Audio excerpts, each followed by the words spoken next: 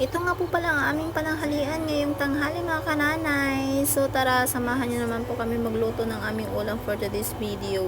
Pinapaitan or sinanglaw nga kunada ti Ilocano ati ti kaimasan nga sinaan ti Ilocano o kay kaya't na iti pinapaitan. Kasla kanyak mga kananay. So sino dyan yung mahilig sa pinapaitan na katulad ko mga kananis, lalo na pag mapait-pait talaga yung sabaw niya, yung mga hapdo niya, diba? At ayan na nga po mga kananis, inilaga ko muna siya. Ito nga po pala lahat ng aking binili doon sa palengke ng isang araw mga kananis, sa freezer ko na lamang po ito.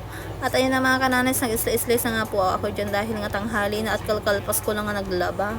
Sakto mga kananis, kalkalpas ko na naglaba tapos nabandog pa o sakto ating nga sidaan tayo makaigop tayo ti sabaw. So ito na nga po pala lahat ng aking hiniwa-hiwa mga kananis at magigisa na po tayo. Dahil nga po tatlo lang po kami kakain dyan, mag-uulam dyan mga kananis, ay kalahating kilo lang ang aking binili. At iti kakaimasan nga si daan iti Ilocano, lalo ato'y paspos nga kunada kadkaderian dagiti daddo mga hanga Ilocano, di ba? Bagada ngay ketak iti baka kanu daytay kabkabil tayo, di daan mo ngay ket agbalin pa lang atakiwin han proot, di ba?